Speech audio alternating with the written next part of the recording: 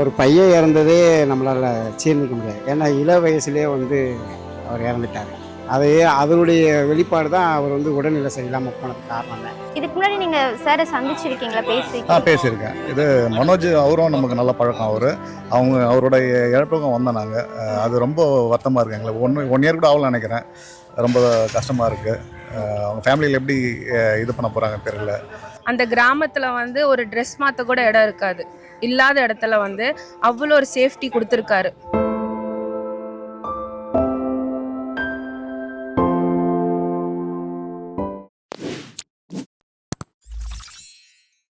அவர் பையன் இறந்ததே நம்மளால் ஜீர்ணிக்க முடியாது. ஏன்னா இள வயசுலேயே அவர் இறந்துட்டார். அதனுடைய வெளிப்பாடு தான் அவர் உடல்நிலை சரியில்லாமல் போனதுக்கு காரணமே. இந்த இள வயசுலேயே பையன் இறந்துட்டார். அப்படியே அவருக்கு மனம் கொஞ்சம் கஷ்டமாகி உடல்நிலை சரியில்லாமல் போயிட்டு, இது திரைப்படத்துக்கு மட்டும் இல்லை, தமிழகத்துக்கே ஒட்டுமொத்த இந்திய திரைப்பட கலைஞர்களுக்கே ஒரு இழப்பு. இமயம் சொல்லுவாங்க, இயக்குனர் இமயம். அப்போது ஒரு இமயமே சரிஞ்சிருச்சுன்னா நமக்கு பாதுகாப்பே இமயமலை தான். அந்த மாதிரி ஒரு இமயம் சிறிய திரைப்படத்தில் இருந்த மிகப்பெரிய ஒரு கிராமத்து வெளிப்பாடெல்லாம் கொண்டு வந்தது இயக்குனர் இமயம் பாரதிராஜா தான். ஃபேமிலிக்கே மிகப்பெரிய ஒரு இழப்பு இது. தமிழ் சினிமாவுக்கும் சரி, அவங்க ஃபேமிலிக்கும் சரி, அவரோட ரசிகராக இருக்க எங்களுக்கும் சரி, அவர் மேலே அவ்வளோ பாசத்தோடு இருப்போம் நம்ம தமிழ்நாட்டு மக்கள் எல்லாருமே. கிராமத்து கதையெல்லாம் அவர் தான் என் இனிய தமிழ் மக்களேன்னு சொல்கிறது அவரோட இது தான். அதனால் பார்த்திங்கன்னா அந்த இழப்பு யாராலையும் ஏற்றுக்க முடியல.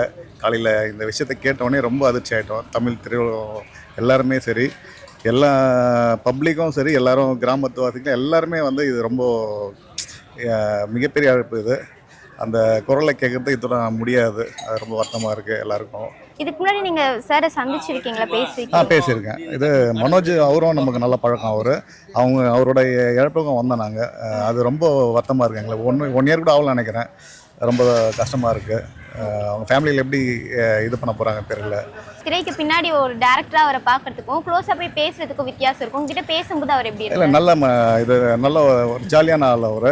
இப்போது இடையில ஒரு 2 மந்த்தாக உடம்பு ரொம்ப பாதிச்சதுனால அவர் ஹாஸ்பிட்டலாக இருந்தார்.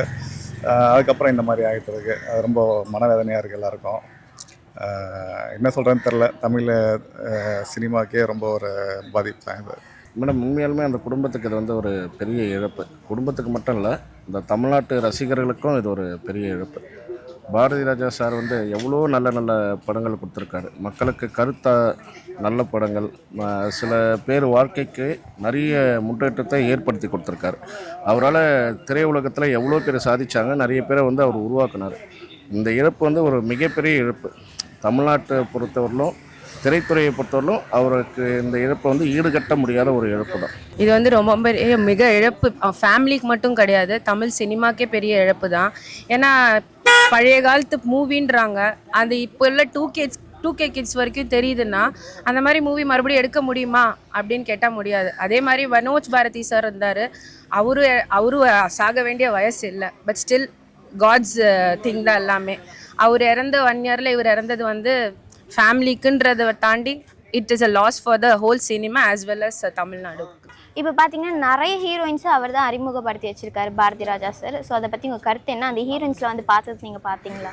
இதில் முக்கியமாக எடுத்துக்க வேண்டிய விஷயம், நீங்கள் கேட்ட கேள்வி கரெக்டு.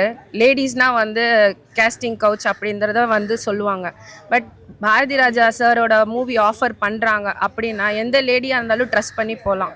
ஏன்னா உமனுக்கான ஒரு சேஃப்டியாக அந்த கிராமத்தில் ஒரு ட்ரெஸ் மாற்ற கூட இடம் இருக்காது. இல்லாத இடத்துல அவ்வளோ ஒரு சேஃப்டி கொடுத்துருக்காரு. இப்போ இருக்கிற அவங்க ராதிகா மேடமும் இருக்கட்டும், ராதா மேடமும் இருக்கட்டும், எல்லாருமே அவங்க சொன்னது ஒரு விஷயம் என்னன்னா, அப்பார்ட் ஃப்ரம் மூவி எங்களை இன்ட்ரடியூஸ் பண்ணுறதை தாண்டி நாங்கள் ஒரு சேஃப்டி பர்பஸ்ன்னு பார்த்தோம்னா பாரதி ராஜா சார் இது பண்ணலாம் அப்படின்ட்டு. எல்லோருக்குமே பெரிய ஒரு வருத்தம் தான். பெரிய வருத்தன்றதை விட எங்களுக்கு அதை தாங்கிக்க முடியாத ஒரு வழியில் இருக்கிறோம். ஒரு பெரிய சகாப்தம், தமிழ் திரையுலகில் ஒரு பெரிய சகாப்தம்.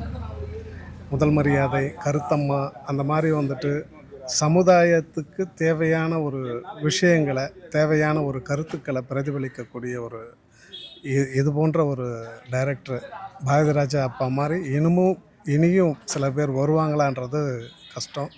அவருடைய பிரிவு எங்களுக்கு பெரிய வேதனையை தருவது மட்டும் இல்லாத பெரிய மனவலியை கொடுத்துருக்குது. அது எப்பயுமே குறையாது.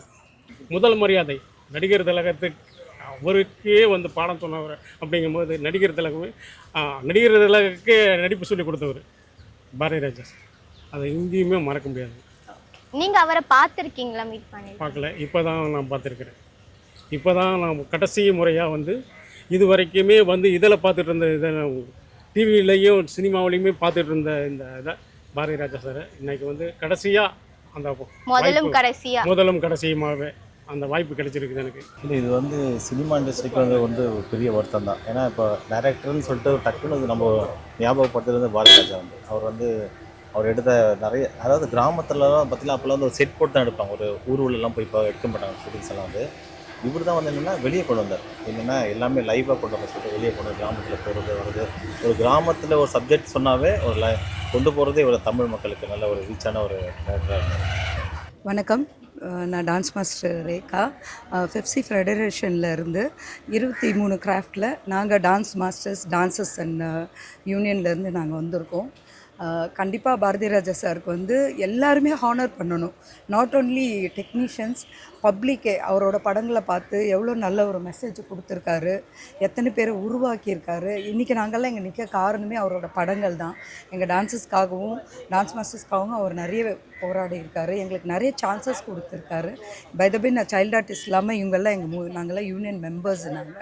நாங்கள் ஒரு அசோசியேஷனில் இருக்கோம், டீம் மெம்பர்ஸ். அவருக்கு வந்து இறுதி அஞ்சலி செலுத்தி அவர் முகத்தை பார்த்து ஒரு ஆசீர்வாதம் வாங்கலாம்னு நாங்கள் வந்திருக்கோம். எங்களோட ட்ரெஷரர்லாம் அவங்களாம் முன்னாடி போயிட்டாங்க. ஸோ டக்குன்னு ஒயிட் ஹவுஸ் சேனல் வந்து எங்களை அப்ரோச் பண்ணதுனால இந்த சான்ஸ் எங்களுக்கு கிடச்சிது. எல்லோரும் அவர் ஆத்மாக்காக வேண்டிக்கோங்க.